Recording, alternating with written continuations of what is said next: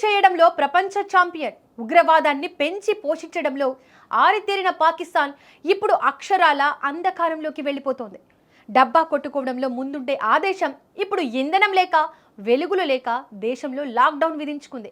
Iran Israel మధ్య జరుగుతున్న యుద్ధం ప్రపంచ దేశాలపై ప్రభావం చూపుతుంటే ఇప్పటికే దివాళా తీసిన పాకిస్తాన్ పీకల్లోతు కష్టాల్లో కూరుకుపోయింది.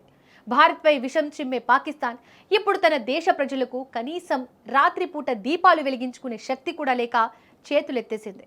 ఎప్పుడూ లేని విధంగా దేశంలో అప్రకటిత లాక్డౌన్ విధిస్తూ షెహబాజ్ షరీఫ్ ప్రభుత్వం సంచలన నిర్ణయం తీసుకుంది. అసలే అంతంత మాత్రంగా ఉన్న ఆర్థిక వ్యవస్థ, దానికి తోడు గల్ఫ్ దేశాల్లో ముదిరిన యుద్ధ మేఘాలు పాకిస్తాన్ పరువును బజారున పడేశాయి.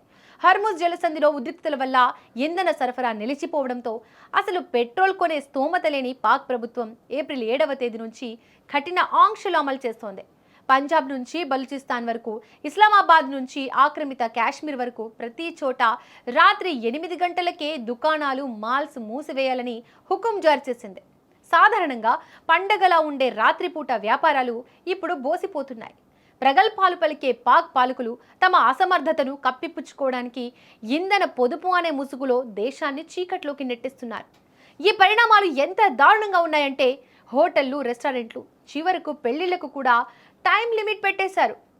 రాత్రి 10 గంటలు దాటితే ఒక్క లైట్ కూడా వెలగడానికి వీల్లేదని, ప్రైవేటు ఫంక్షన్లకు కూడా ఇదే రూల్ వర్తిస్తుందని షరీఫ్ సర్కార్ ప్రకటించింది.